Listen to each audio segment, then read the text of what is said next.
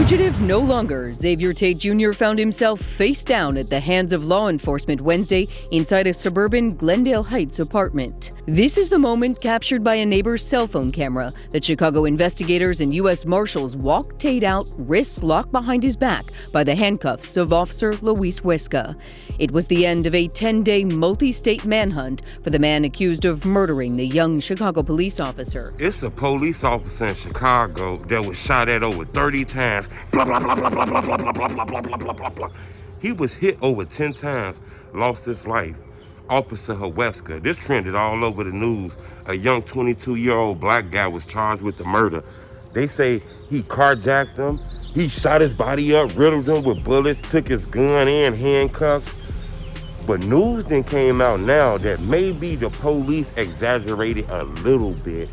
Not saying that he wasn't a suspect, because all evidence leads to him being a suspect.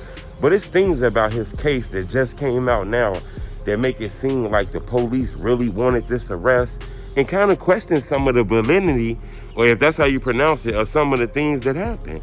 Hit the like button. Go on this video, 3,000 likes. I think this is very important to show you that, you know, if you kill an officer, they're going to use all the resources to get your ass locked up. So hit the like button.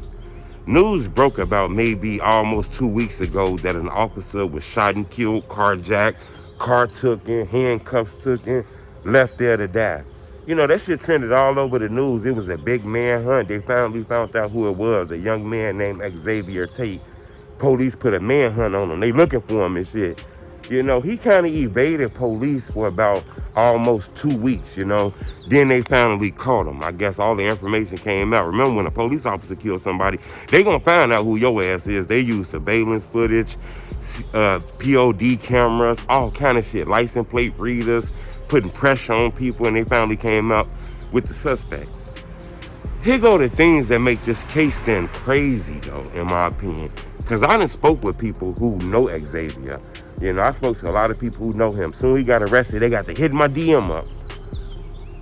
They eventually caught him, okay? This is the thing, though, that kind of stands out about his case. They say that he took the officer gun and he had the officer handcuffs. You know, they went to, I guess, a relative of Xavier. They went to the house to question him. I guess they got information. Look, this is relative. When they go to his house, they say the relative opened up the back window, open up a fucking back window, take the gun and throw it out the back window, and the neighbors seen him throw a gun out the back window. A lot of people say, hold up, this murder happened about 9-10 days ago. You telling me the people still had the gun in the house? They didn't have it hidden or none of that shit? Officers came to the house and the guy just threw the gun out the backyard. It just felt suspicious, like maybe they doing this shit to make sure they really catch this guy. Then they finally caught him. When they caught him, they said he had the officer handcuffs on him. Motherfuckers like, wait a minute. One family member got a gun on him. The guy who killed him got the handcuffs on him. What's next? The motherfucker gonna have his ID? Why ain't nobody getting rid of this shit? Either they stupid, goofy as hell, or the police put that on them to make sure these charges stick.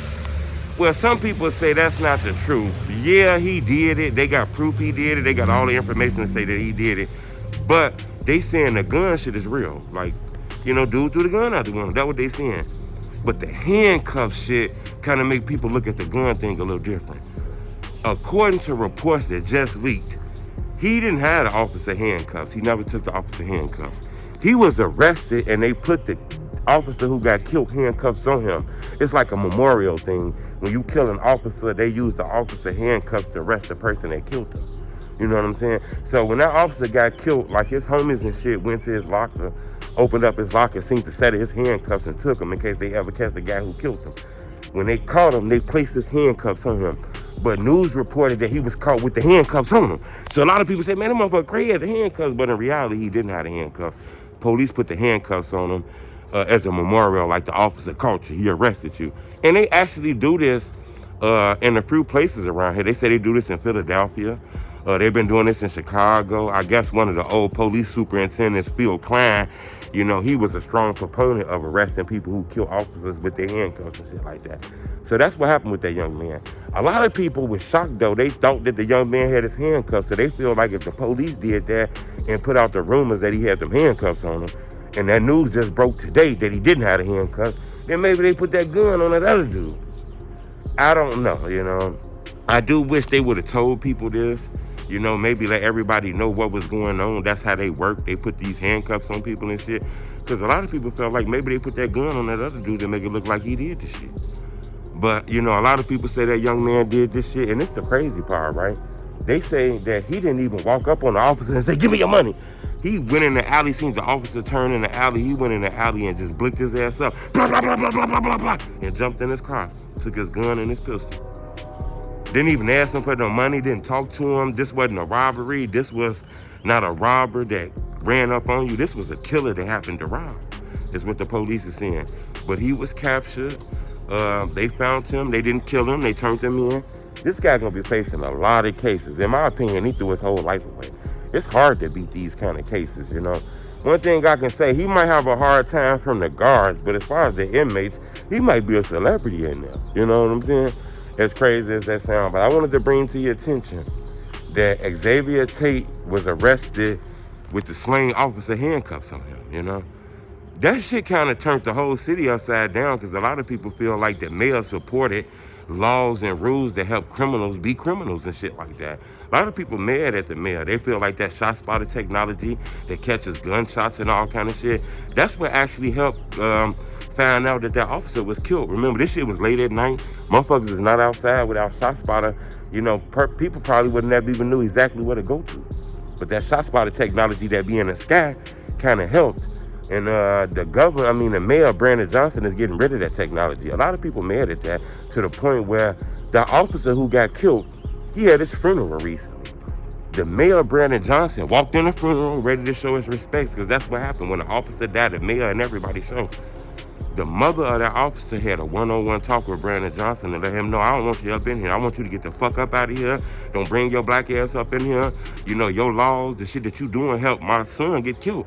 You know what I'm saying? These motherfuckers out here acting wild as hell, doing gang banging, killing, shooting motherfuckers, and you out here taking up for their ass. So they asked him to get the fuck out the funeral and he left. The conversation that I had directly with Officer Weska's mother was that she requested that I not attend the funeral, and I honored her request.